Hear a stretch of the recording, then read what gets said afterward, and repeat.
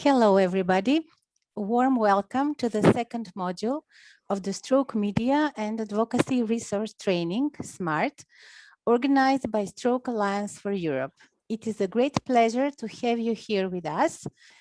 As some of you who have participated in the first module already know, the S.M.A.R.T series have the goal to increase your advocacy capacities to support stroke initiatives in your national countries, and even more so, to facilitate the implementation process of the Stroke Action Plan for Europe and support your work around it. Before we move on to this second session, a quick reminder of what was discussed in the first module, which took place in May. We had 3 presentations which showed us what a strategic advocacy for patients really means, how we can create an effective advocacy plan with different elements to it, as well as to how to present our strategy externally and to engage others in our planned advocacy activities. Soon the video of the first module will be available online for your use. Today, we will expand on the advocacy knowledge and tips we shared in the first session. We will again hear from 3 speakers who will tell us how we can manage to engage politicians in a meaningful change for stroke. We will also focus on the power of storytelling and how we can represent better the voice of the stroke survivors. Also, we will have a presentation on the role of the media and how we can engage the public media in our cause, with a focus on making our case relevant for national, local media. Before we start with the presentations, I will share with you some housekeeping rules which will make the sessions run smoother. So please make sure all mics are muted when you do not speak, and also turn off the camera when you do not speak, because we want to have a stable internet connection.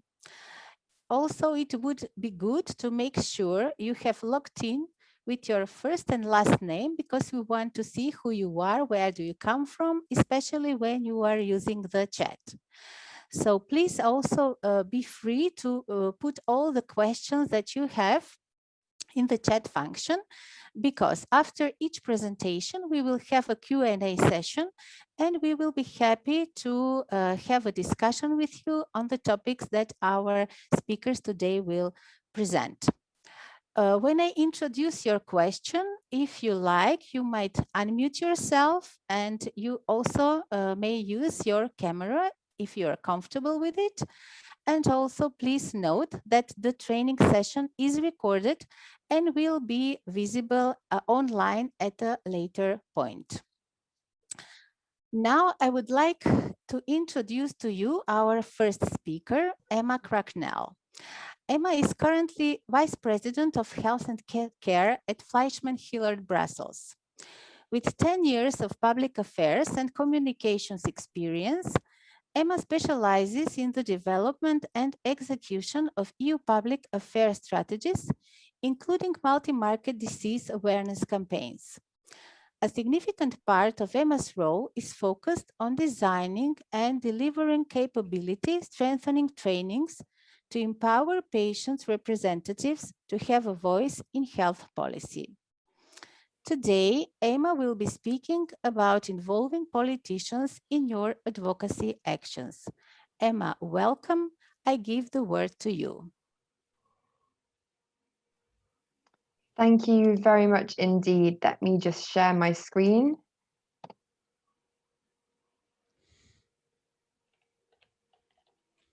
Is everybody okay to see my screen?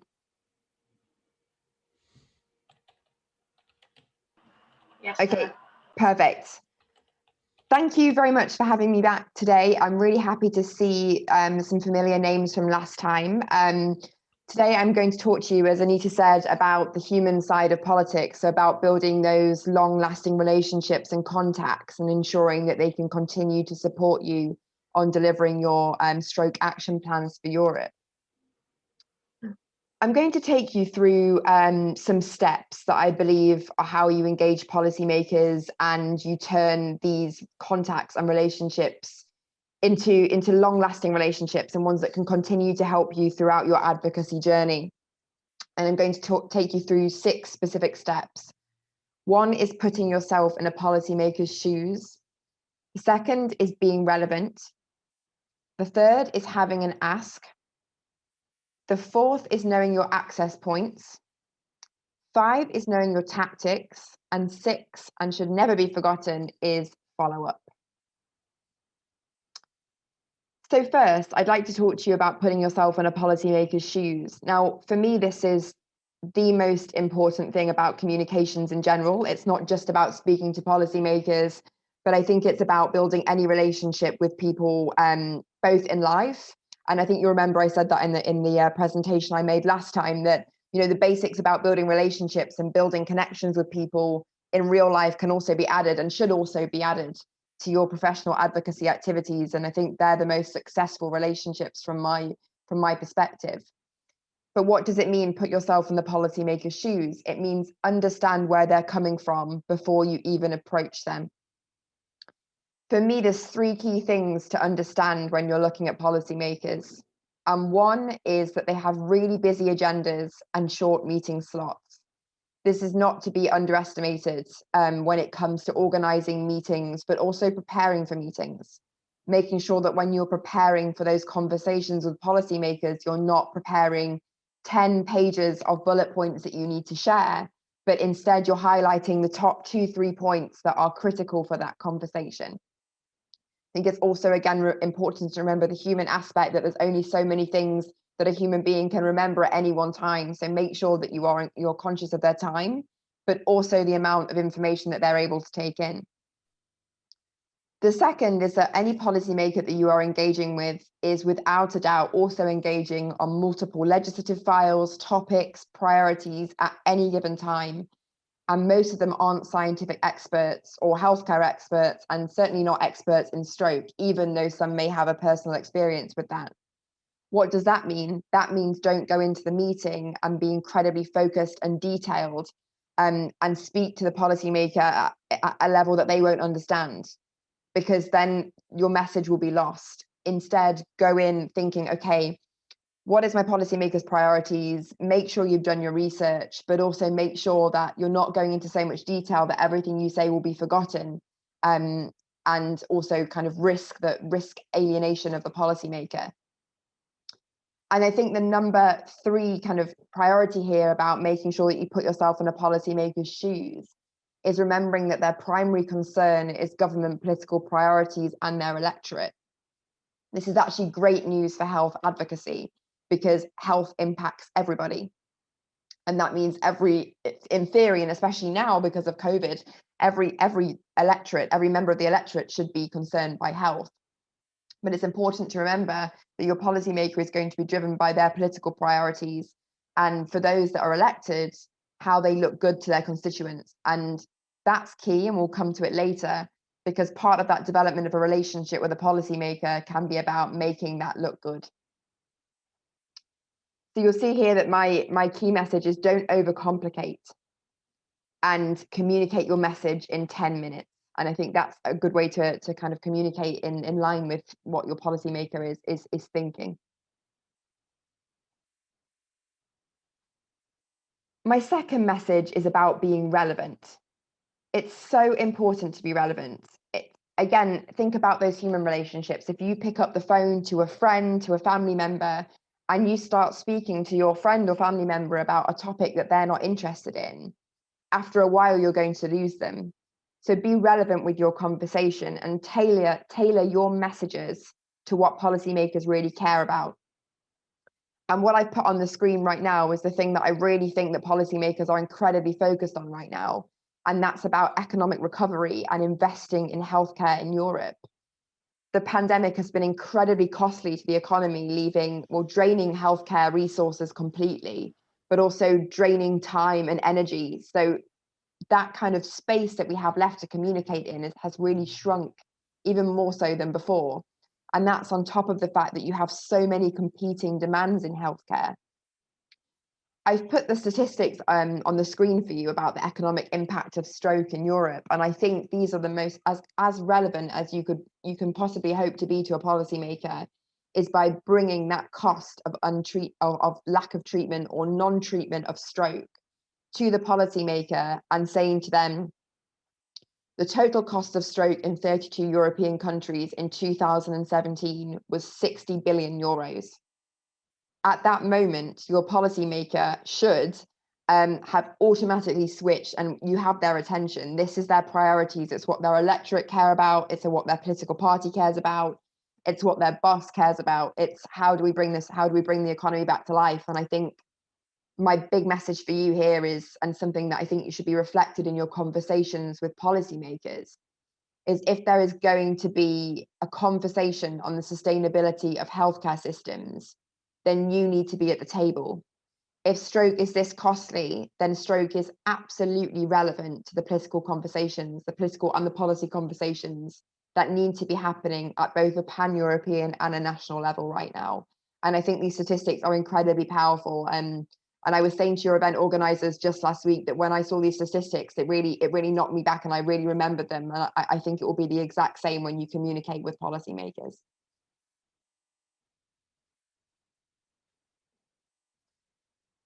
My third tip for you in ensuring that these relationships are long lasting and you develop something is have an ask. So answer the question, what do you want that policymaker to do? And I think this is something that's incredibly useful. And I think it was one of the first tips that was given to me when I started working on advocacy campaigns, is don't go into a meeting with a policymaker or a conversation with a policymaker and just talk at them. It needs to be a dialogue. And how do we make that a dialogue? We make it a dialogue by asking questions. And having an ask not only ensures that you are engaging them and bringing along that dialogue, but it also means that you have a reason to follow up, which we'll get to later on. And again, it's that interaction, it's the forward and backwards that continues to build that relationship. So I put some examples on the screen for you of the type of asks I believe that you can take to policymakers. Of course, it very much depends on your political system and the stakeholders you're engaged with what exactly they can do. But a tip would be asking them to ask a question in Parliament or make a recommendation. At an EU level, that would be asking the European Parliament to ask a question to the European Commission. And that's an awareness raising activity. It also makes the policymaker look good when they can come forward and they're well briefed on an issue and it's something that their electorate cares about. You'll see how all of these blocks that I've recommended really build on top of each other. The second is participating in an event that your organization is hosting. So if your organization is putting together a policy debate, is hosting a conversation, why not invite that policymaker to come along? Not only does it show endorsement and really backs up the messages and really the goals of what your organization's trying to achieve, but again, it also makes the policymaker look good. It shows that they're doing activities. They can show that to their constituents. They can show that to their team members. And it's something tangible that they can demonstrate that they've participated in. You can also ask them to endorse a publication and/or new research. So something that I quite like to do with the health organizations that I'm representing is I ask them to generate new research, because then you have a reason to engage with policymakers. And again, that reason is important. It makes you relevant and it gives you a seat at the table. But if you bring that research forward and the MEP or the member of parliament reads that research and says, you know, I support this, I support the message you're trying to get across, I'm happy to put my signature on this, or I'm happy to make a statement either to the media or via social media about why I endorse this research, then again, you really have a win-win situation. And fourth, and I've already touched upon it slightly, is also you can ask them to share your messages via social media. I know this will differ from country to country, but in some countries and at an EU level, social media has become incredibly important in the policy and decision-making ecosystem. It's become influential. We have statistics to show that policymakers are reviewing social media in their day-to-day work. And they are also happy to come forward and demonstrate to their constituents that they're doing things, that they're supporting organizations like yours. And that can be shared via social media. And I think if I had one final message for you on this slide, this having an ask, having this, what do you want me to do? It would be about what actions can this policymaker do that make both you and the policymaker look good? And then it's about this mutual relationship again, this having you both on even kind of platform. If an MEP or an MP participates in an event, it looks good for them, they're doing activities. It also looks good for you that you have a policymaker supporting you. So I think that would be another key message that I would like you to take away from this slide.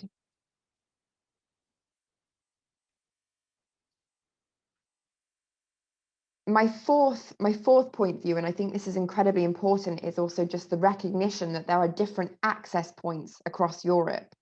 And by access points, I mean the person you need to speak to. Who is the person that you need to speak to that will be influencing the decision-making process in your country or at a pan-European level? And I know that this is wildly different across Europe. So I've just put a very broad idea of who that might be, without wanting to pull out specific countries or alienate other countries. But naturally, your national ministries of health are going to be important. You'll have your Minister of Health, but it doesn't just stop at the Minister of Health.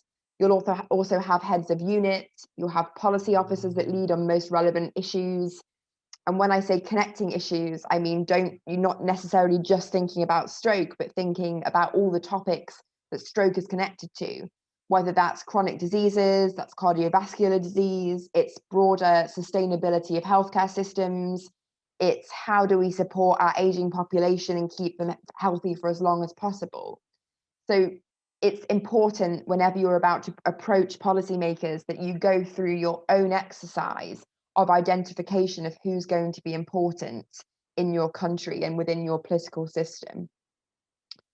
And at a pan-European level, of course, you have the European Commission, the Health Directorate. I would also say the Research Directorate is also important in health policy. You have the European Parliament, of which there's a Public Health Committee. And also never forgetting that the Council of Europe, you have health attaches. So you have specific people representing health, the interests of health of their country in Brussels at an EU level. Or to say that there's lots of different access points that you can approach, but I think the research and the identification of who's important is going to be critical for you. If you approach the right person, then making that relationship and being relevant and having that ask and then agreeing to that ask becomes so much easier.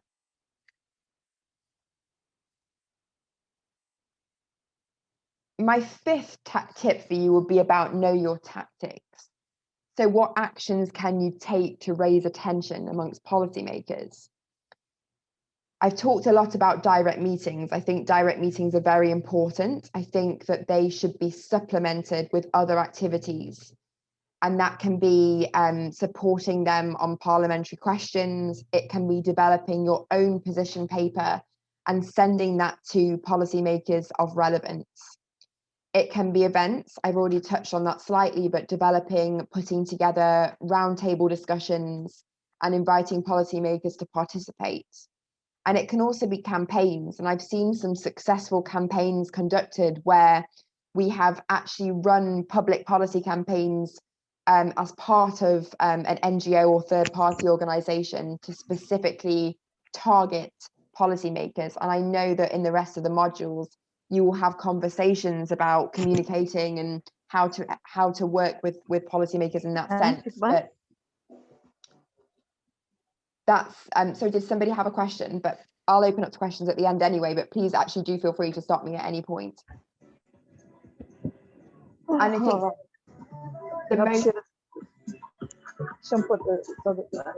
I think somebody might be off mute.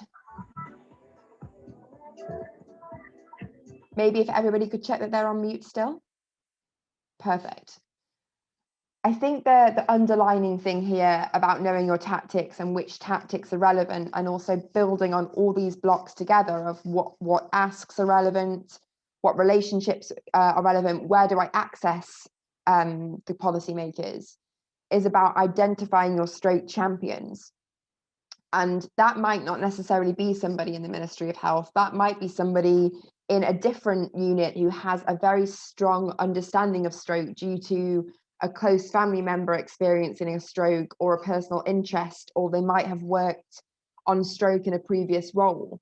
But with research, you can identify these people and you can also bring them into the conversation. And as I've said before, identifying your champions just makes you much more relevant. Taking your conversation and your goals and objectives to a policymaker who is not engaged in health, who does not have an interest in CVD or stroke or any related issues, already makes your job a little bit harder.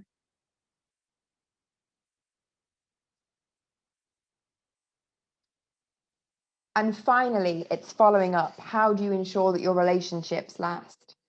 And I think this is really important, and I think it's something that people regularly get wrong.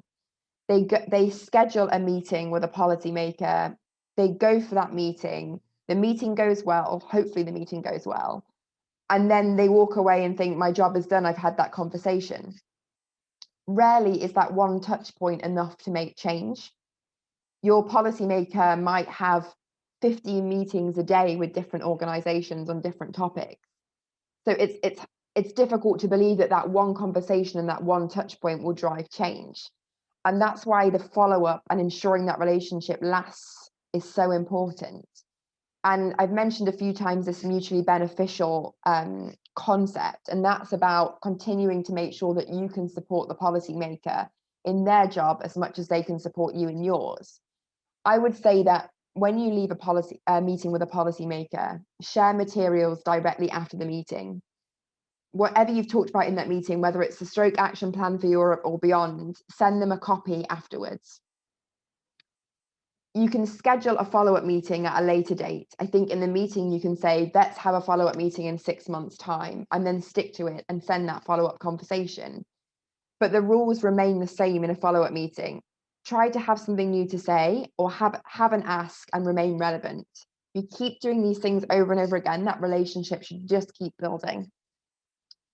Another way to do it is to mention them on social media. Policymakers love being mentioned on social media. It's great for their profile, especially when they're associated with something that's good. And working on healthcare issues with independent third-party organizations is certainly a positive and is highly thought of by policymakers. I think if I have one last message for you to remember, it's that human relationship again. And it was really the best advice I had at the beginning of my career. And it's think of the relationships that you build in a professional context as you do human relationships more broadly. It's human nature to think, what's in it for you? What's in it for them? It's a friendship will be difficult to sustain if you just sent them a text message or a phone call once every 2-3 years. You have to keep that going. We sometimes call it the drumbeat of activity, and it's making sure there's a constant check-in, follow-up. It can be small, it can be a small mention on social media, it can be bigger, it can be inviting them to an event, and then you have those direct meetings in between all the lots of different activities. So that brings me to a close my presentation today. I hope that's been helpful, and I would love to hear your questions and have a further conversation with all of you. Thank you very much, Emma, for this really interesting presentation. We have collected some questions here by the participants. So what does a good relationship with a policymaker look like? So I always say that my ideal state for a relationship with a policymaker is when policymakers start to consult you. Now, that's going back to what I said at the beginning, that policymakers are not necessarily experts in their field, and that's what makes you so valuable to them. If they're asked to participate or contribute to any health policy document discussion that may at all be relevant to stroke, and as I mentioned, that's everything from chronic diseases to sustainability of healthcare systems to comorbidities associated around stroke, they're going to need experts to support them to make valid and helpful contributions. For me, the perfect relationship is when you as a patient organization, as an NGO, as a third-party group would get contacted by a policymaker and they say, we have to respond to this. We have to respond to this question on sustainability of healthcare systems. And we would love to know what your input is. And for me, that's the gold standard. And it's difficult to achieve. All of these tactics I just told you need to be practiced really regularly. And it's difficult to do that when, if advocacy isn't your day job, or the world we're in now, we're on the Zoom calls 10 hours a day, and finding time to keep investing in those relationships, and any relationships, is difficult. But that should be the gold standard. And has the pandemic changed how we engage and build relationship with policymakers? I think the pandemic has changed how we build relationships and engage with policymakers. And if I'm totally honest with everybody on the call, it's a little bit scary, because we're all working this out as we go. I was hearing rumors this week that the European institutions will only go back to being face-to-face or in the office for up to 60-70% of the time, maybe less. And that means if we can't have those direct meetings and everything needs to be done by video, if we're organizing events and everything's done by video, it takes away that human connection and having those conversations with somebody one-on-one. I think that we will have to figure this out as we go a little, but I think otherwise the principles remain the same. It's continuing the touch points, it's continuing to engage, and aspects such as social media and digital platforms will become much more important, and we're all going to have to become much more comfortable at working and engaging with those. Definitely, yes. And does social media have a role to play in building relationships with policymakers? So I think social media has a big role to play, but I think it's very dependent on the country as well. Some countries are just in general using social media less, especially in a political sense. But if I talk about the UK, for example, where I'm originally from, or the Euro or the EU level, which actually I've spent my whole professional life in, social media is incredibly important. And Fleishman-Hillard did some research. I think it was already in 2015 now, but there was a report before that about how many MEPs, so members of European Parliament, were using social media to engage in their day-to-day legislative work. And it was huge. And I think at this point, all of the commissioners, I think except one, are also on social media. So if they're on social media and they're using that as a way to communicate with their electorate or their citizens, then we also can be expecting that they're consuming information that way as well. So I think there are two ways for this. There's the importance of putting your messages on social media is incredibly important. And I know that SAFE does this. I'm also quite active on social media for this reason. But I also think that there is always an opportunity to mention your policy advocates via social media, to get their approval, to post a statement with a picture of them. It looks good for them. It looks good for you. I think there are lots of little tactics that you can use like that. Okay, thank you very much, Emma. That was really interesting and useful for our participants.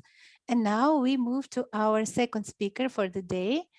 I would like to introduce to you Emily Bowles. Emily has a background in translation and communication with additional expertise in vocal training and editing.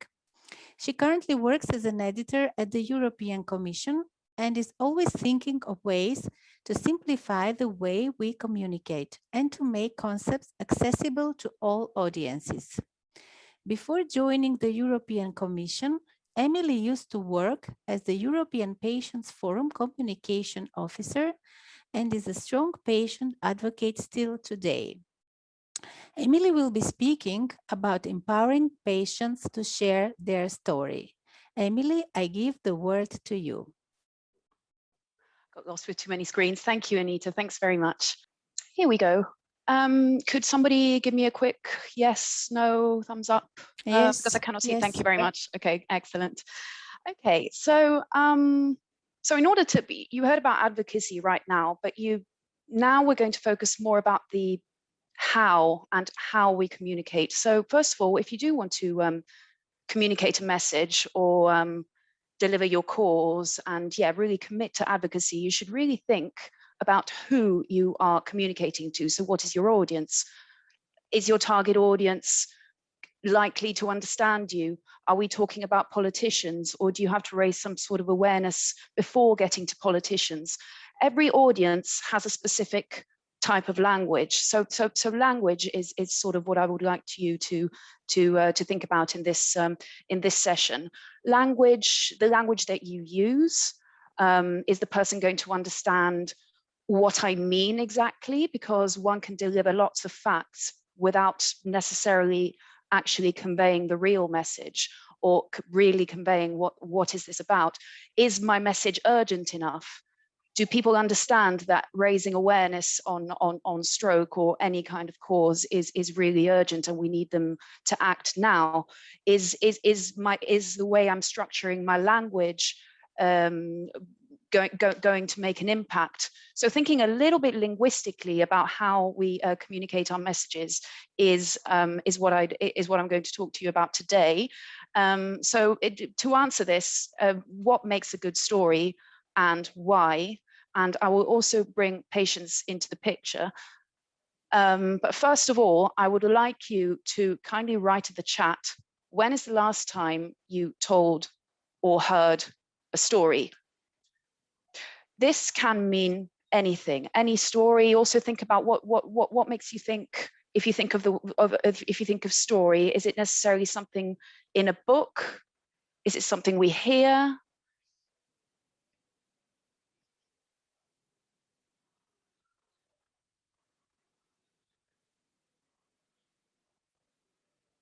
I'm now going to try and, excuse me, because I think I'm still sharing my screen, but I would also like to read the chat. So I'm going to try and expand.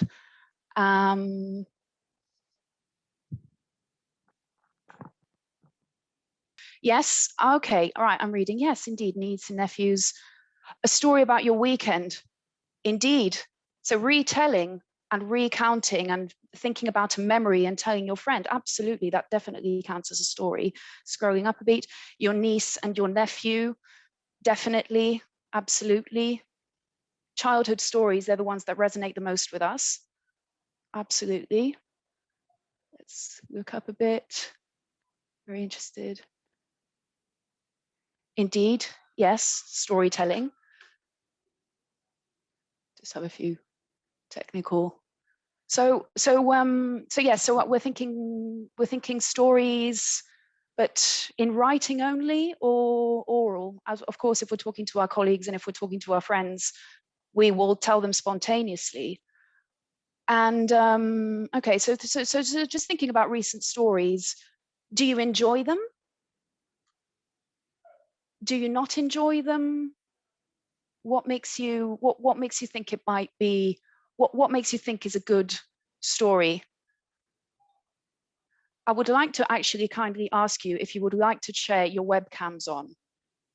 This is one instruction that I did want to share on the slides, but as I'm not sharing anymore, I'm now focusing on this. Would you like to briefly put your webcams on for me? That way I can see the nods and the head shaking, because this is an interactive session. I'm not necessarily going to point or pick up on anything, but I'm genuinely interested to hear what you would think. So yeah, so we're thinking about stories and what makes them good quality. So if we talk to children, usually we tell them stories and they're mesmerized. Why? What do we think it might be? Do you think it's because the stories are well written, or because they can relate to them or they can understand them? Yeah, perhaps it would be this one. Yes, it is something they can, if it is something they like, or it is something they can relate to. If you're telling your friend about something you did the other day, and it might be gossip. Oh, I saw someone the other day. Oh, he told me this. Oh, unbelievable, don't you think? Yeah, and then you respond. Stories also mean interaction. People respond as you tell the story, and they help you build the story. Dialogue and gossip, if you like, it can also create a story. So yes, indeed, the emotion. Yes, okay. This person who just said emotions. I'm trying to multitask, but I've read this. This is exactly what I wanted to get to you about. So we are more likely to respond to stories that trigger emotions or sense or memory. If another thing, if I tell you about something I ate yesterday, if I talk to you about this icing on a cake. And I then go into the details to talk about the cream and how you can almost taste, if the story is well told, you can almost taste the cream and you can kind of imagine it, and it's sort of you find yourself mouth-watering because it's triggering senses, it's triggering memories, emotions, sometimes absolutely shocking stories, because that is also an emotion. So my conclusion would be that we like stories if they are shocking and emotional, interesting, but more importantly, if they are real, if something actually happened. You're telling something that happened to you. You're telling a friend. Your friend listens to you because she knows that it's actually happened, and she knows that she can empathize. So, ladies and gentlemen, I would like you to keep your webcams on. I am going to tell you a story. I'm going to tell you a story, and then after that, I'm going to ask you a few more questions, and I would like you to nod if you agree. So, like, nod your head or shake your head if you don't agree. So here we go.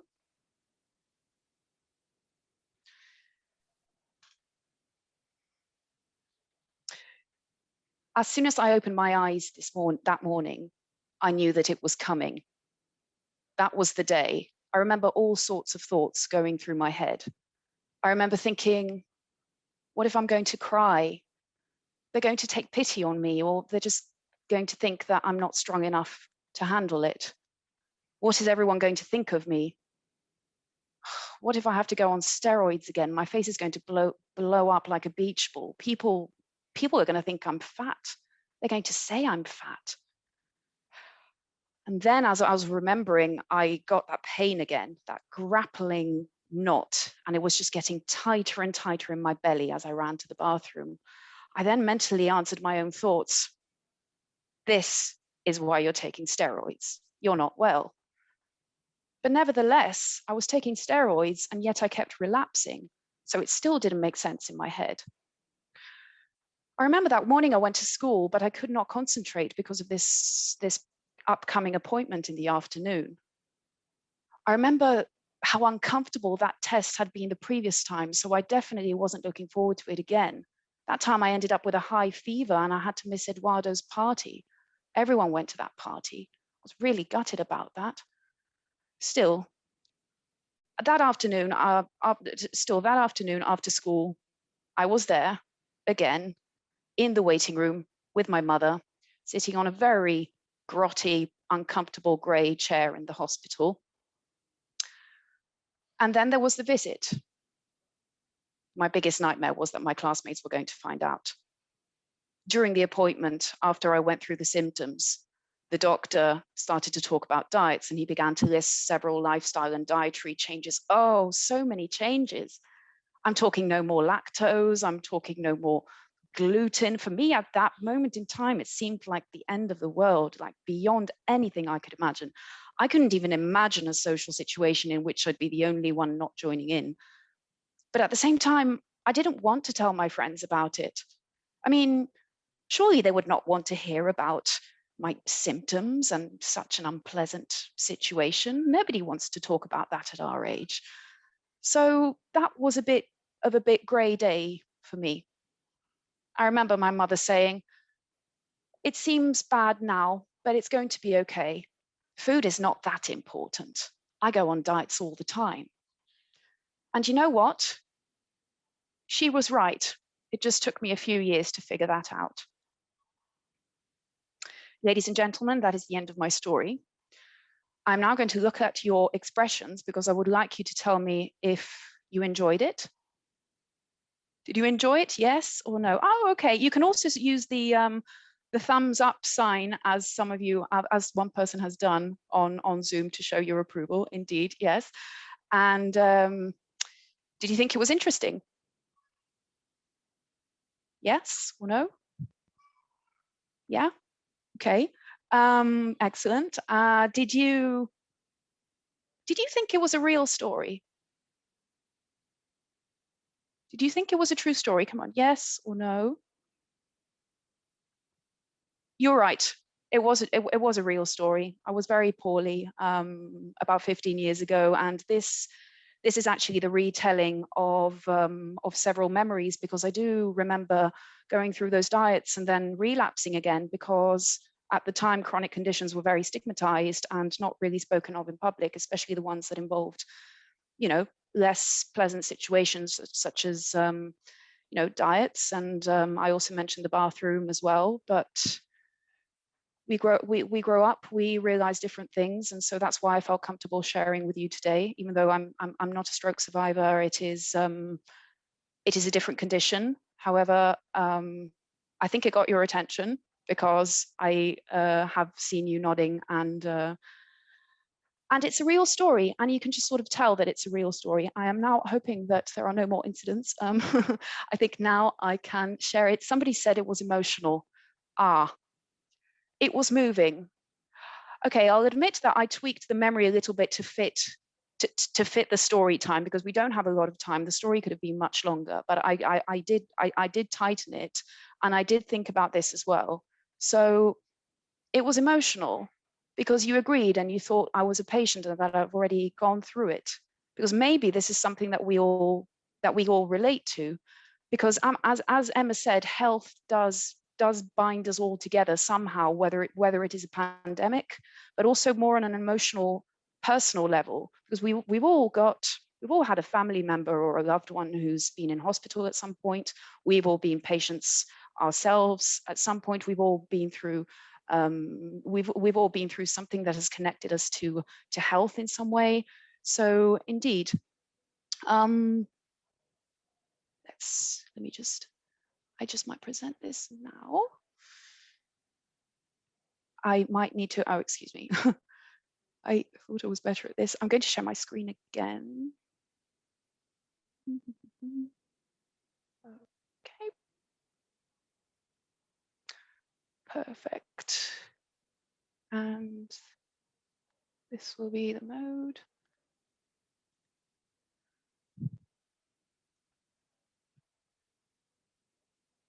Again, apologies. So I told you I was going to look a little bit more in the messaging and also the various linguistic elements. Again, I'm not saying that every patient you interact with who is comfortable enough to share his or her story will necessarily fit into this, but I would just want to explain my reasoning a little bit behind that, and elements of storytelling that are traditionally and scientifically proved to draw us more into it. First, I mentioned sense and memory, and that is very much related to how our brains are hardwired. They're hardwired to absorb stories. We release certain hormones when we receive emotional information that draws us just into the narrative.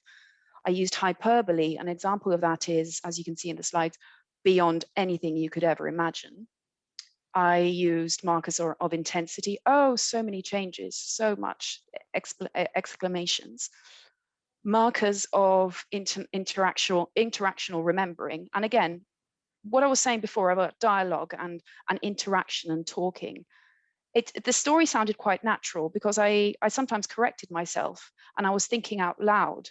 It wasn't a traditional story that you would find in a book. It was just a recounting of actually what happened, and it's true. What goes on in the heads of a patient is, sometimes it feels strange to say it out loud, but it's exactly what it is. I mean, obviously right now I would never think about what used to bother me when I was a teenager. When I was 15, I would think about being on steroids and how going on a diet was the end of the world.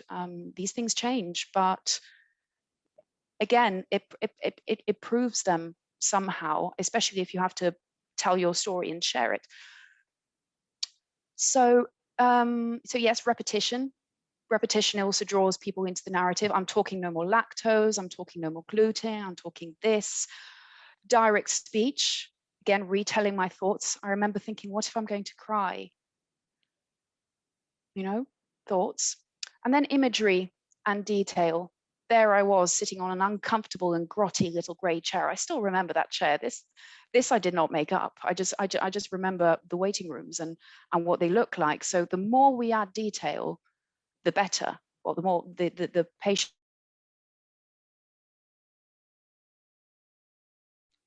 I think I am muting myself here. Then and then indeed the grappling knot in my belly getting tighter and tighter. That's a metaphor. So a type of imagery. By imagery, I mean metaphors, similes, and so on.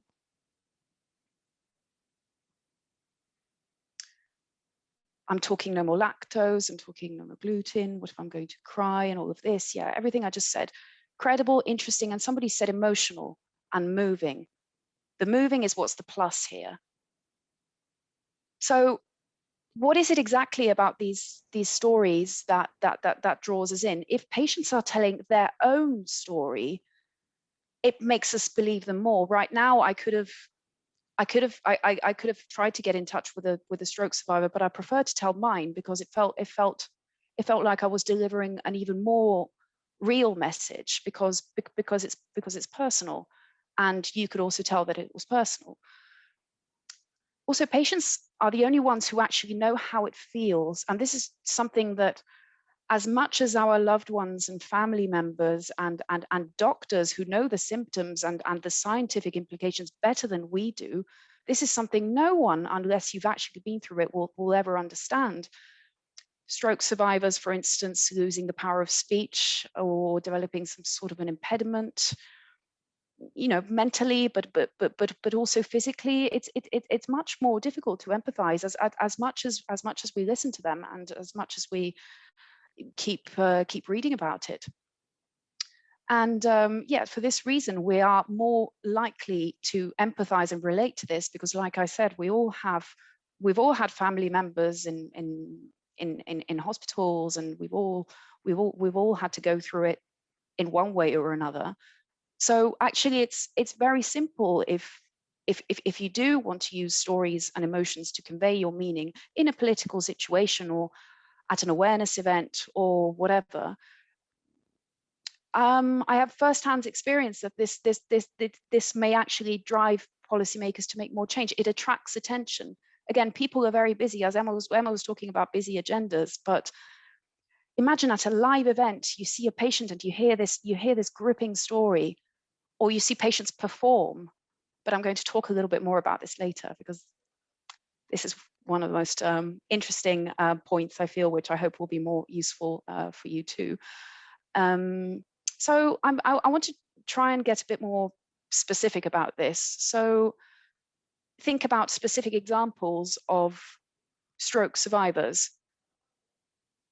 Real example of the reality that although they are survivors, their lifestyle is still restricted. So again, yes, they are survivors, but that does not mean everything. But that means that there is still a story that is yet to be told. It is up to the patient to break the common assumptions about this and to actually spread what is real and what is really at heart there. And then think about if you do want to consider this for an event, or again, there will be more concrete examples later. Don't be afraid to try and to contact your stroke survivors or your patients, because if they are willing to share their story, they're usually very good at it. They usually get into the detail because they want it to be shared. If they tell their story, if they accept, it means they want it to be shared. That's why it's also very important, as you all well know, never to push patients or never to push survivors, because obviously not all of them will feel comfortable or will want to share the story. Not all patients are patient advocates.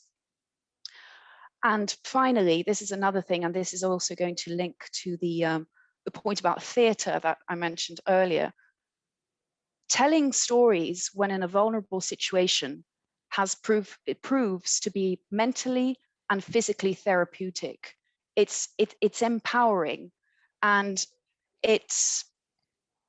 I'm thinking in a physical sense. Stroke survivors sometimes lose the power of speech and have to work on it to get that again. So again, talking, whether it's a story or talking in general, is physically helpful.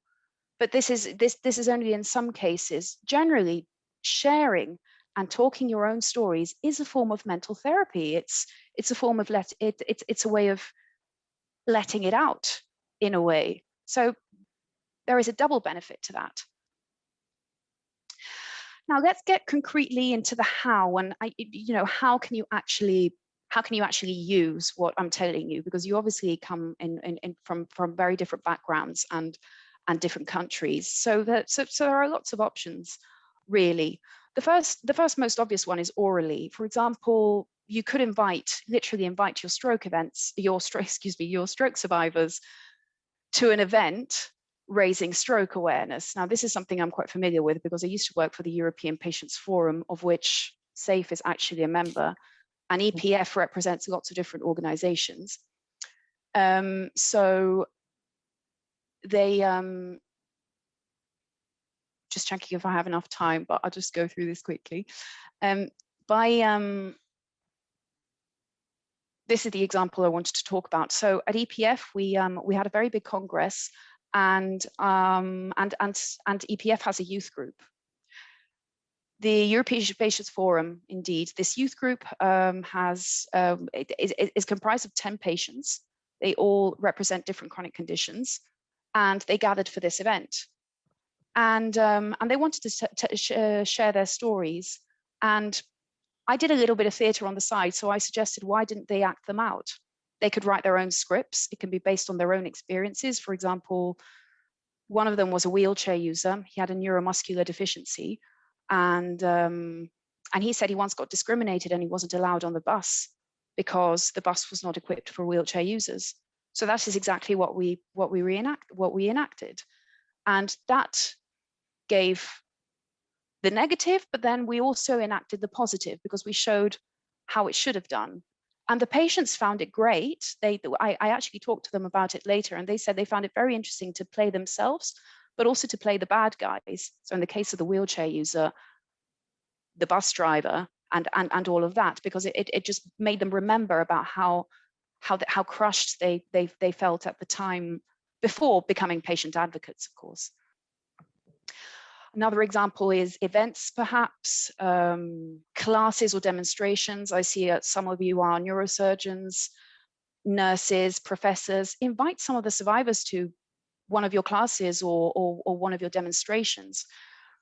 There is also actually a strong network at EU level of patient advocates, and well, you would know much better about stroke survivors. So getting in touch with patient organizations and asking them directly would be the best way that I would recommend to get in touch with patients.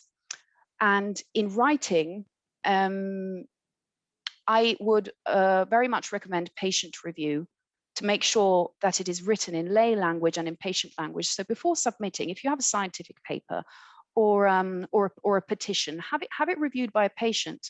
So someone who actually knows about the subject matter, but not a scientific expert, because they may actually add more. They may add more real examples to it that you might not have even thought of. And finally, another way, also in practice, in writing, you can the real thing is what counts. So real photos, obviously with a patient's permission, quotations and facts directly through them. And a concrete way of doing this, again, as Emma mentioned, social media. Social media is the most commonly used and most economically efficient platform to reach all kinds of audiences and for campaigns to go viral. It is one of the most effective and quick ways to deliver your message.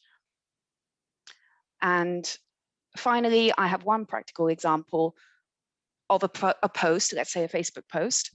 You can have a quote from a stroke survivor with a picture and a link to the central document. Not just the link, you have to have the message as well. So get your message and get your point across, include the photo, and this will be effective. I will guarantee this to you, because the stroke survivor will be the patient at the heart of the message. It will also add more credibility to the organization that you work for, or to your university or to your hospital, to show that you are actually listening to patients. That's another added value. And then remember language, of course, especially on social media. Use clear language. This happened to me. This is what I was feeling. This is why I'm advocating for this cause today. Clear, to the point, non-technical, and for all users. Thank you very much for listening, everybody. That's the end of my presentation. Thank you very much, Emily, for your inspirational talk, and thank you for your courage that you shared your personal stories. So I think we all agree that it was very emotional. The comments from the audience also say that, yes, we need those stories in order to make impact. So thank you again. And I'm just reading through some comments from the floor, and I said, as Marcus says, it takes courage to tell personal stories. I absolutely agree. We have also comment from Dorina, who shares her story. As you all know, her mom is a stroke survivor with aphasia, and thanks to art therapy, now she's able to transmit her love for life and self-esteem. And she points that they have enormous success with her art in different forms and media, but the biggest impact has the story, how it all began and where we are today. Yes, so thank you for sharing. Now we have questions from the floor.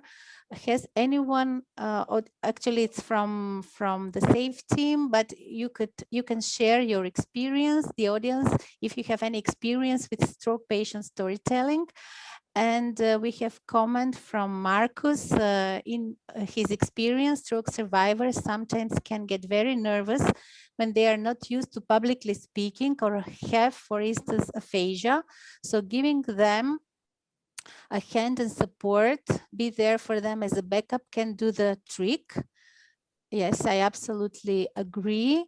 So we have also questions from the floor. So where can I find more information about strengthening my stroke advocacy skills while bringing in the patient's voice?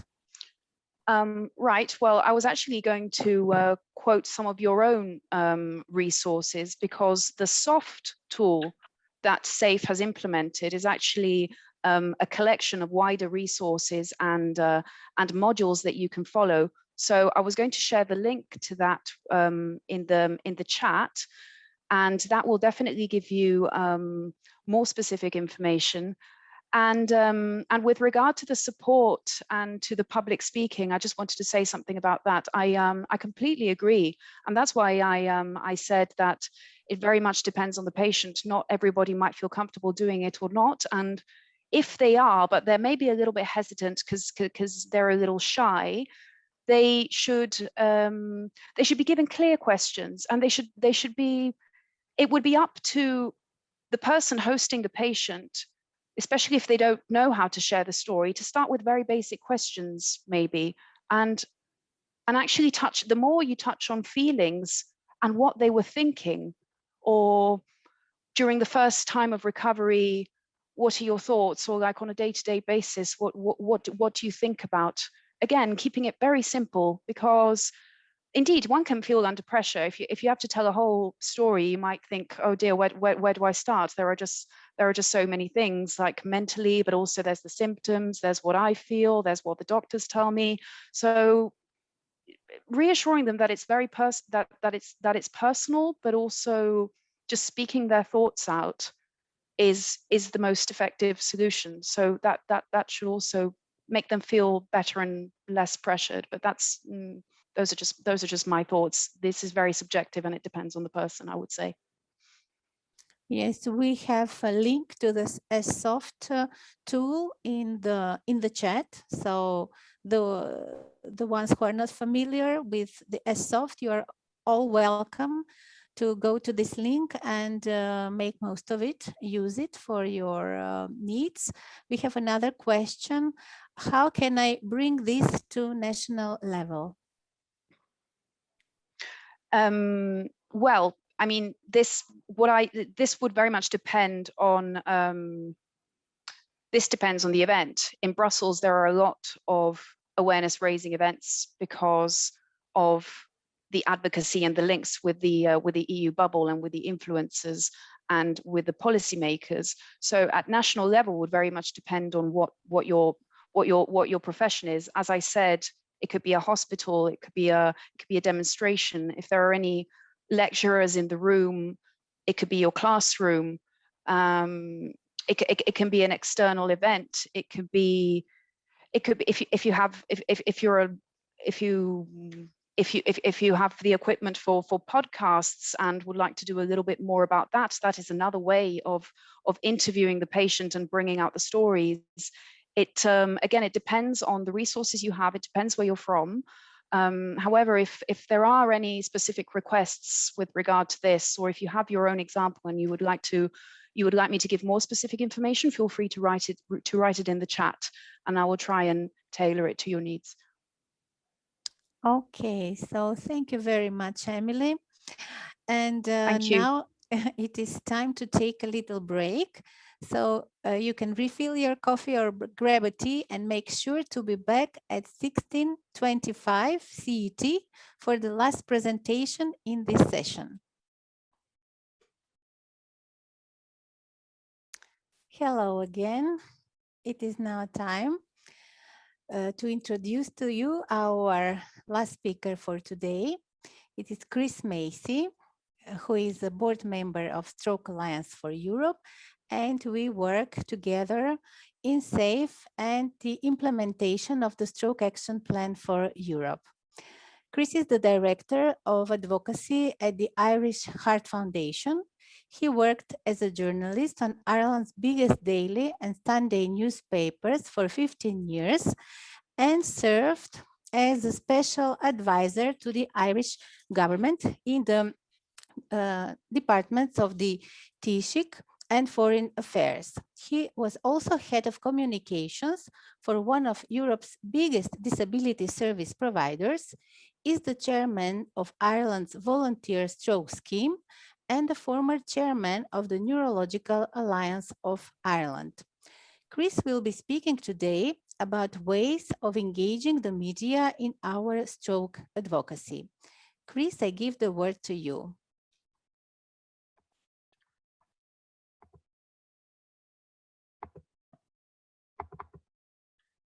Thank you, Anita. Can everyone see my screen? Yes. Great. Good afternoon, everyone. And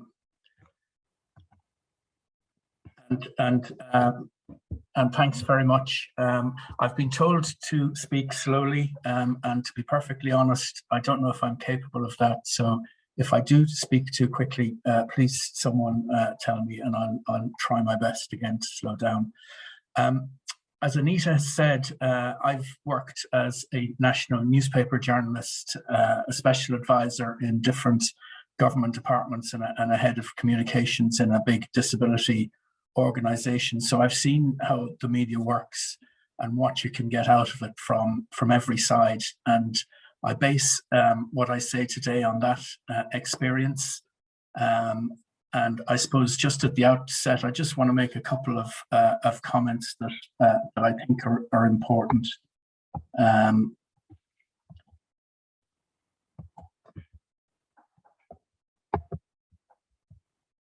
Sorry, I don't seem to be able to move my screen.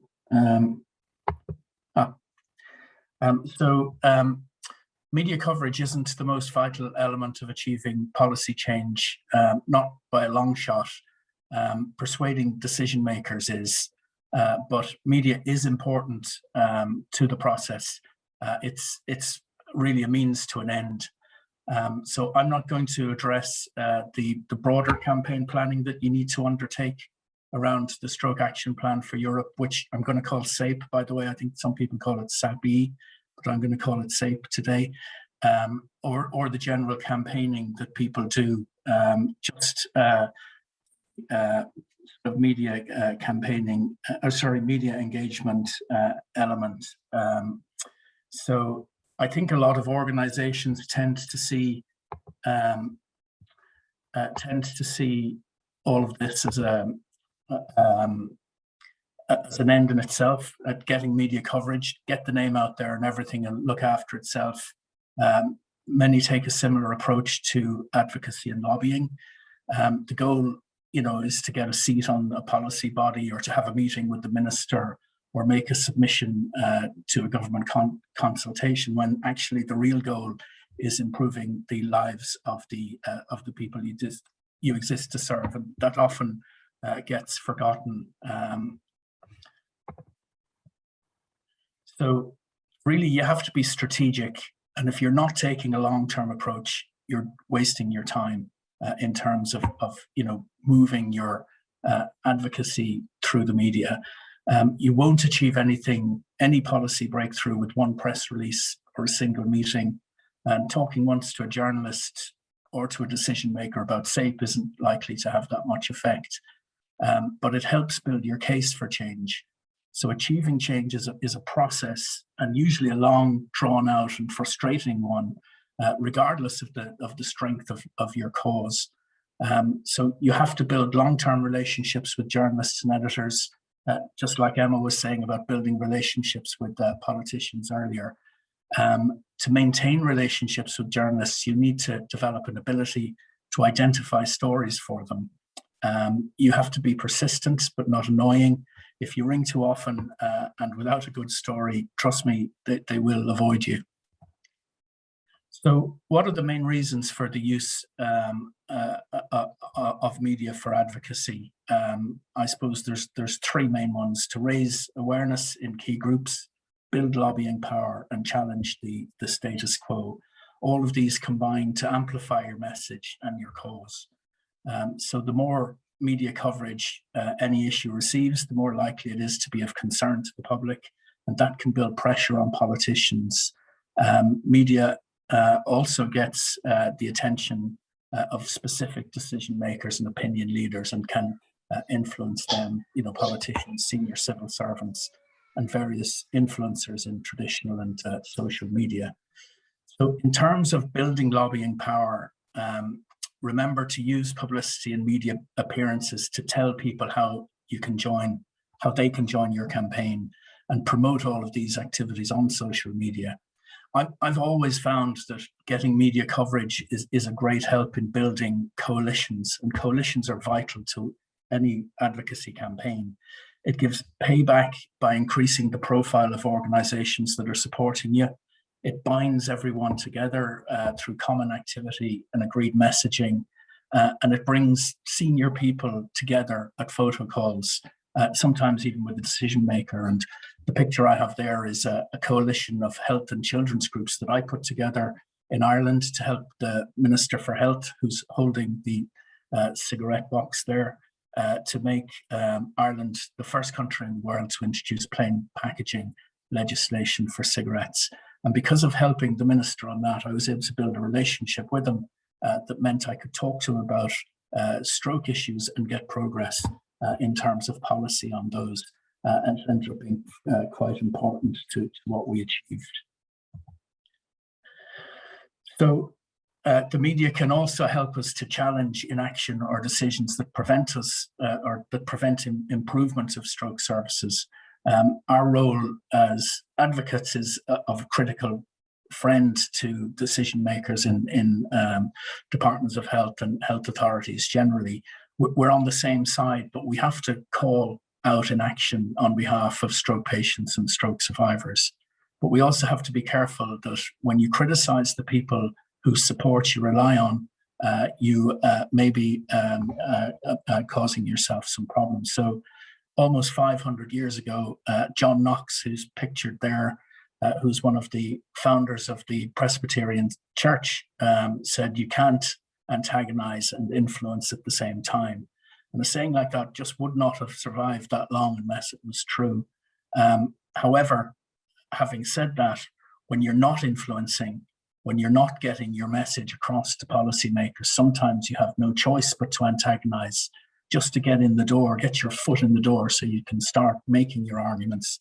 And sometimes you have to be critical of governments that won't advance your cause. Now, just in terms of Mr. Knox here, he certainly didn't get everything right. And in one particular howler, he said that allowing women into positions of leadership or power was a subversion of good order, equity, and justice. So actually, probably not a wise man at all, although he did get it right in terms of advocacy. So if you work hard at developing a voice in the media, it'll be your organization that journalists go to when stroke is in the news. That'll enable you to set the narrative around stroke for the public and policymakers, especially if nobody else in your country or in your region is talking about stroke. So we did this in Ireland 10 years ago, and there's a press release we put out at the time. There were virtually no dedicated stroke services in Ireland then, and the narrative I agreed, and I got buy-in from this from all the main experts. And we were able to back that up with solid evidence, was that inadequate services were costing a life a day in our country, and that this life could be saved at no extra cost to the state. After that, whenever stroke was discussed and debated on the airwaves, this was the central point that was being discussed.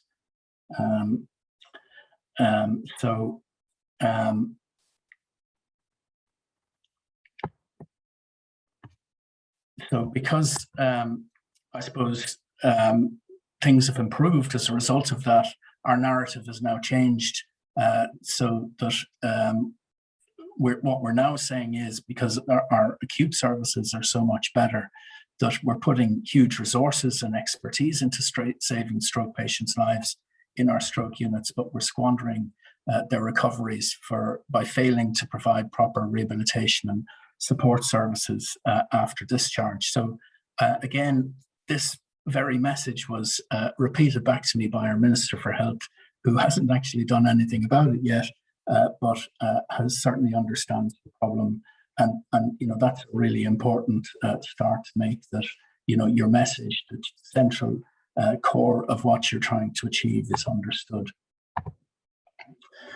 So before drawing up a media plan, it's important to have an understanding of how journalists think. And there are 7 basic principles of newsworthiness that I learned probably on my first day in journalism school. And I suppose the first one is impact, the number of people whose lives would be influenced in some way by the subject of the story. We, working in stroke, can be very confident when we speak to journalists about stroke services, because it's a life and death issue. So it's important, and they will understand that. Timeliness then, don't send out a release, for example, about stroke the day after World Stroke Day. In the Irish Heart Foundation, we often issue press releases on a Sunday because there are fewer people and fewer organisations trying to get their story out that day. They're all taking the day off, and we can sometimes get in and steal a march in them. Can mess up your weekend, but it does work and it's helpful. And so you just have to look for those little opportunities to make timeliness, your friend, rather than, be in a position where you're not hitting the buttons at the right time. Prominence, there's 3 famous people there, or I don't know if they're famous throughout Europe, but they're certainly famous, all 3 of them in my country. So people in the public eye have a higher news value than the likes of me or other obscure people. So if you can use celebrities affected by stroke to support your message, you'll get more media interest. Proximity, stories about events in your own community are more newsworthy than events that take place far away, and I'll be getting on to that in a bit. The bizarreness one is a sort of man bites dog rather than dog bites man sort of brand of story. It doesn't really apply to us, but conflict is newsworthy. So criticizing a health minister or a government, that's newsworthy too. And as I've said, you obviously have to be careful there. In terms of currency, the more value is attributed to stories on issues that are in the spotlight. So a story on stroke services at a time when hospital services generally are being debated might be a good thing. It might give a hook to get your story attached to. I suppose the good news for us is that stroke is very newsworthy. It's the world's second biggest killer disease. 1 in 5 people will have a stroke at some time in their lives, which means that just about everyone will be directly affected, because if it doesn't happen to you, it will be a family member. So I suppose then the question is SAPE newsworthy? And absolutely it is. There's a treasure trove of stories to be got out of that action plan if they're presented correctly. First, I suppose, though, just important to say what's not newsworthy about SAPE. Journalists won't care that it's a plan to improve services across Europe. They won't care that it aims to reduce stroke in Europe by 10%, because what they're interested in is what's happening in their own countries generally, and they won't care that 90% of stroke patients should be treated in stroke. They won't even know what that means. What they will care about is that it's a plan developed by the main stroke experts in Europe to save lives, reduce disability, and improve recovery rates among stroke sufferers in their country. And they'll be particularly interested in the numbers around that. So there's no point in talking to anyone in the media about wanting the full implementation of SAPE, although that is our overall objective.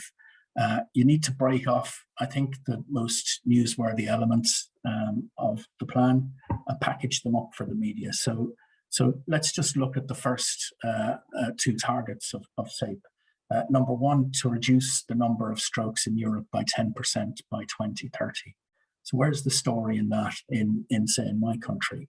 So I suppose what we're saying is that in each of our countries we want to reduce the incidence of stroke by at least 10%. So in my country there's 7,500 strokes a year.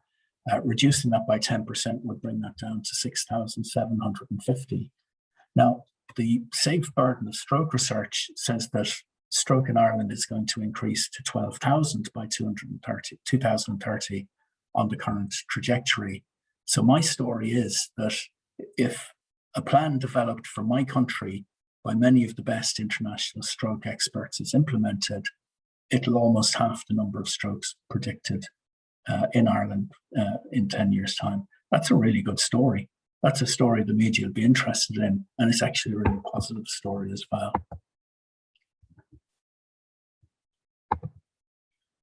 So in terms then of the second objective, achieving 90%, a 90% rate of patients treated in the stroke unit. So here the evidence suggests that full access to stroke unit care reduces death by 25% over care in general medical facilities. So in Ireland, we use this to work out how many lives could be saved by extending the stroke unit network. And this played a really powerful role in service improvement here. So I suggest anyone in a country with an underdeveloped stroke unit network should work out how many lives can be saved by getting to the 90% target. In Ireland, it was 500, and that was the figure we used. If you can also estimate the cost of providing the stroke units, you'll be able to work out the cost to save a life, which again, the media will be really interested in. So this is another good story. It's another story that will, transform the Stroke Alliance, the Stroke Action Plan for Europe into the points in it. Will turn them into points that are relevant to people, relevant to journalists, and relevant to the public in each country. And there's loads more. What would the impact of a 15% thrombolysis rate be, or a 5% thrombectomy rate be in countries where the rates of those are low? In my own country, hypertension rates are really high, and there's a really large level of uncontrolled high blood pressure. So I'm extrapolating how many strokes can be averted if the target in the plan of 80% of blood pressure being controlled is reached. And I think I'm going to have a good story that I'll be able to put out sometime during the summer in Ireland, particularly when things are fairly quiet.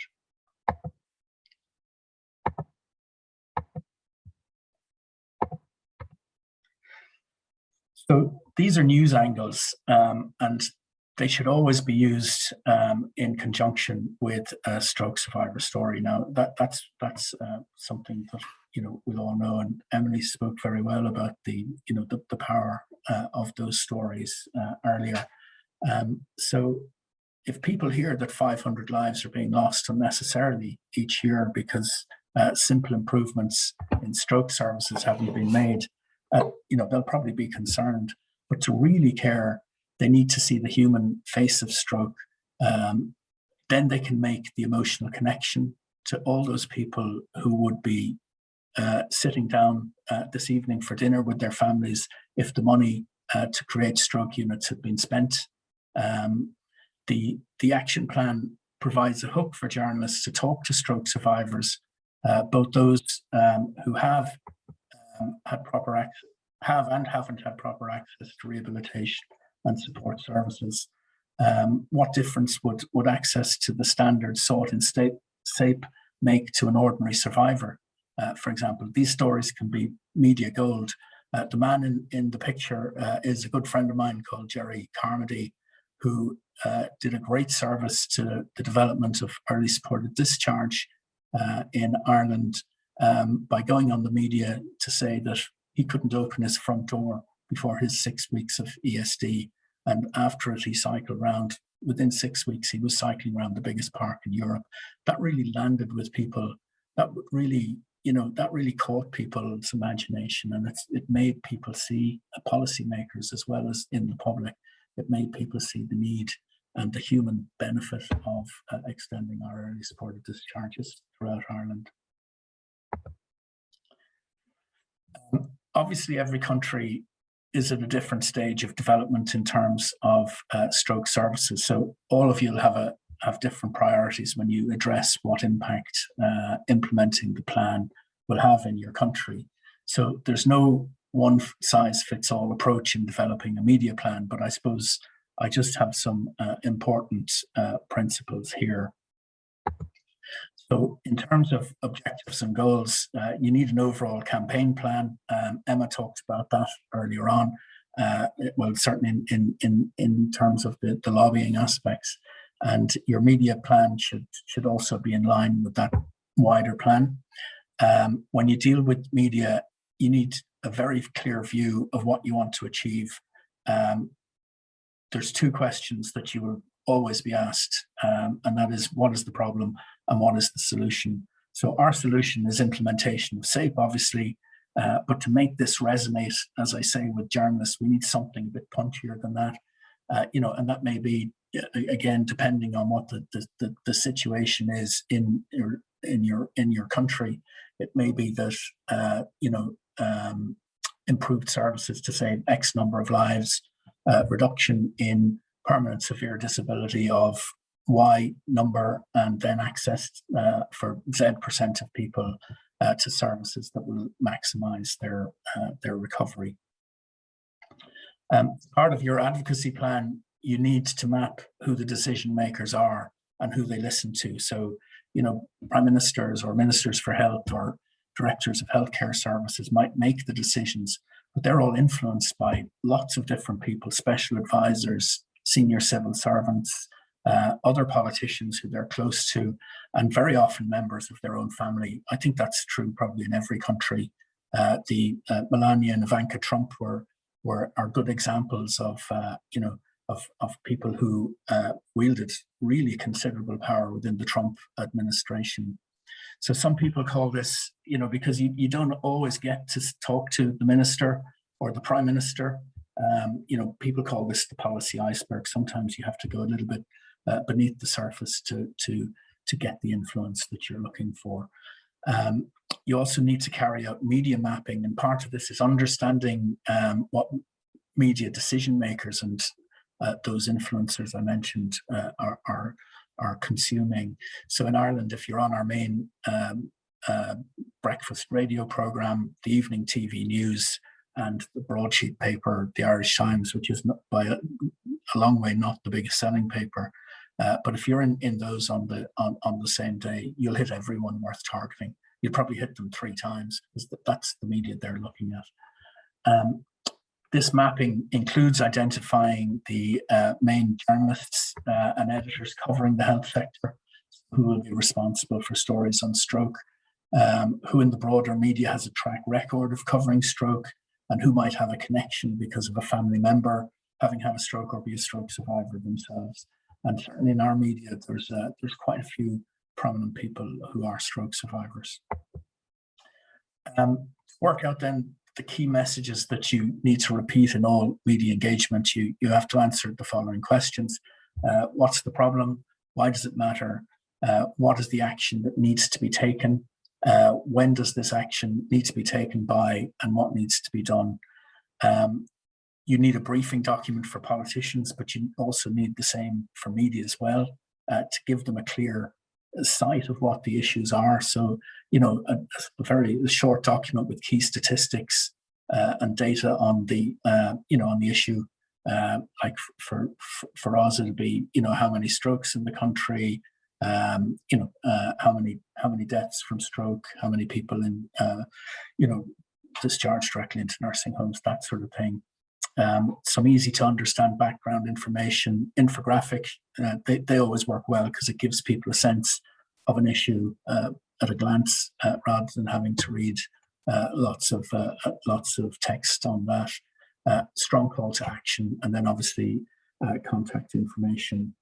In terms of spokespeople, you know, what we need to sell SAPE to the media is people who understand what's in it and understand why it's important. So, you know, you need those people to be there talking about it. They can be doctors or stroke survivors, but whether they are or not, you also need stroke survivors and doctors to get the story across. Stroke survivors for that emotional connection, and doctors, often the media look for that, you know, obvious expert. So sometimes when I might be wanting to go on a radio station here to talk about stroke, they might say, no, we want a doctor because we want to talk about more, you know, medical issues as well. Media advocacy channels include obviously press conferences, press releases, op-eds, radio talk shows, TV talk shows, social media, media events, letters to the editor. Social media is really critical. It can be a really powerful driver, and Emma was talking about it as well earlier, in building support and constituencies for your campaign. Implementing a campaign on Facebook and Twitter can educate public activists and mobilize them to take action to pressure a decision maker or decision-making process for your campaign. You know, petition, for example, on social media can be really powerful. And then you get the chance to directly engage with key stakeholders that are active online. And Emma talked about that earlier, how they like that. They like being thanked. They like being connected to an issue that might be popular with the people who vote for them. So then there's some press release tips there that I won't go into. And again, very early on in my journalistic studies, I was shown an inverted pyramid where it's essentially what you're talking about is you put the most important points first, and you slide down to the least important point as a sort of a general rule of thumb for addressing how you write your press release. After each media activity, you need to review the results, establish if if the issue landed, and follow up with those you need to influence. You should measure and track not only your media appearances, but their impact on your campaign. Then I suppose just in terms of how to keep,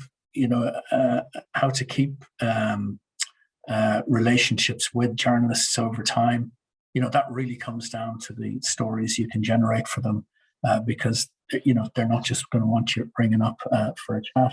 You've got to come up with new angles, new stories. So in terms of creating news, being proactive, doing reports, having demonstrations, surveys, and research that will end up with a good news line and other credible or creative means to keep your issue in the public view.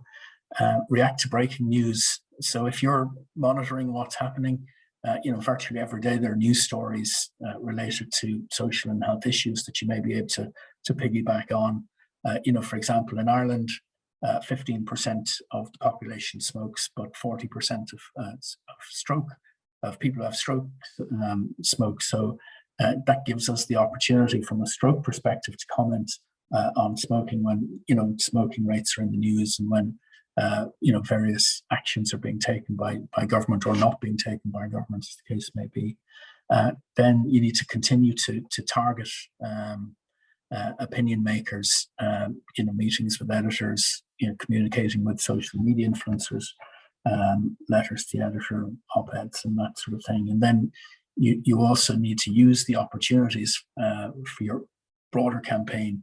Media coverage can energize your broader campaign, and it can create opportunities for appearances in Parliament, meetings with policymakers, etc. So they're just some of the issues, I suppose, to think about in terms of gaining media interest in the Stroke Action Plan for Europe. Finally, I shouldn't really have gone as long as I have done without mentioning evidence. You got to use evidence as much as you can. We have the imprimatur of Europe's best brains in terms of stroke with our plan. It's validated by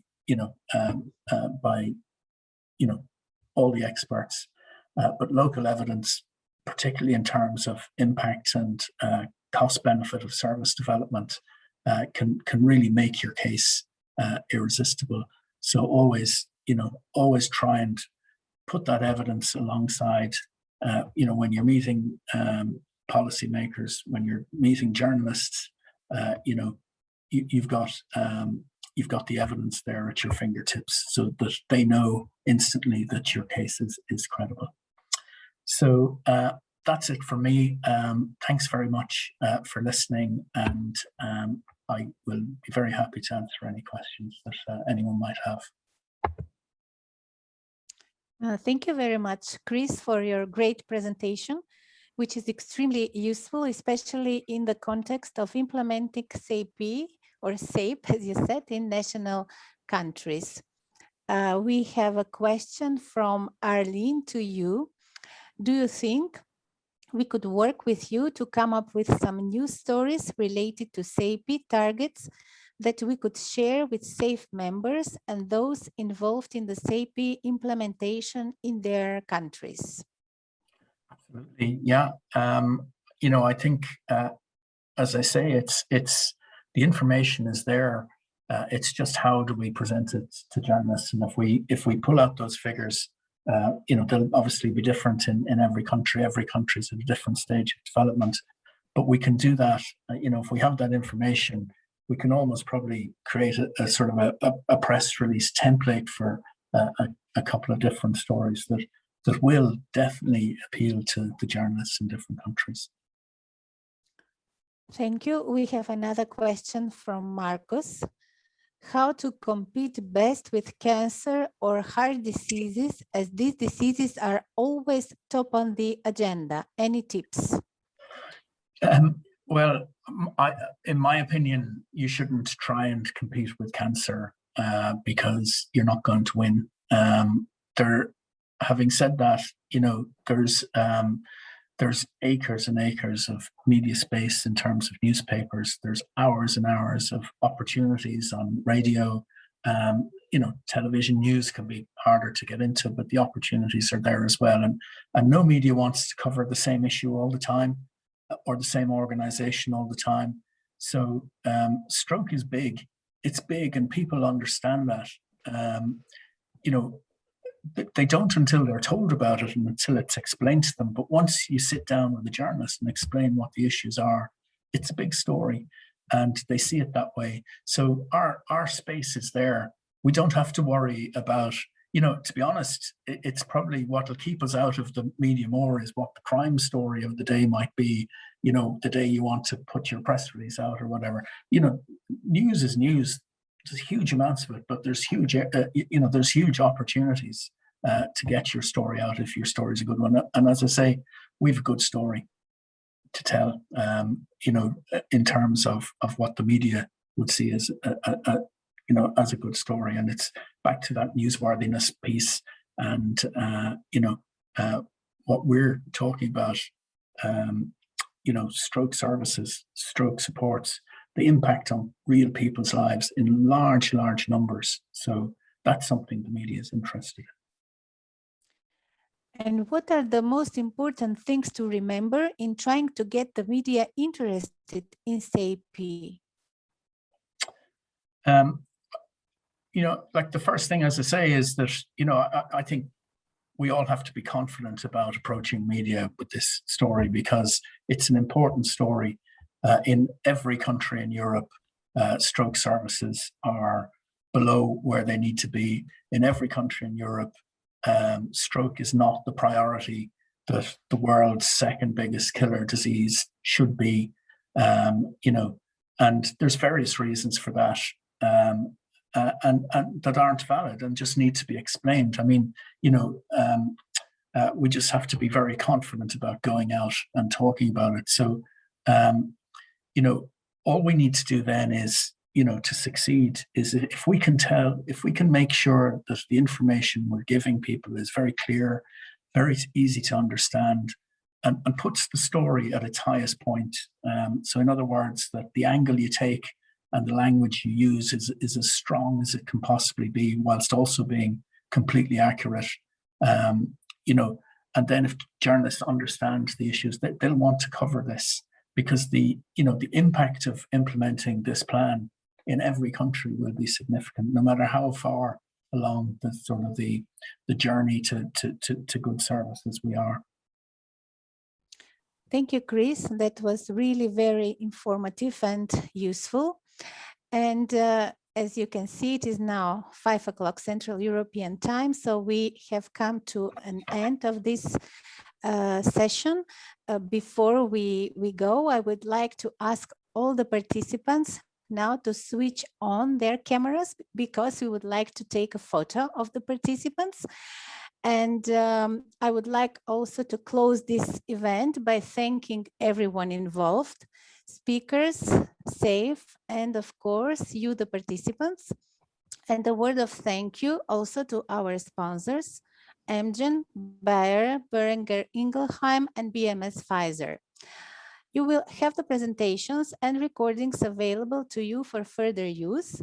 We are also preparing a package of stroke advocacy materials, which will be provided to you after the 3rd module on the S.M.A.R.T series. Speaking about the 3rd module, make sure you register via the link posted in the chat. The 3rd module will take place on June 24th and will focus on how to measure and evaluate the progress of your advocacy activities. And we will also present 2 case studies showing successful advocacy in stroke.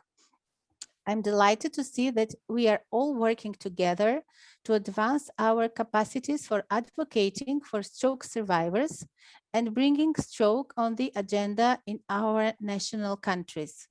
It was a great pleasure for me to chair today's session, and I hope to see you all again on the 24th of June.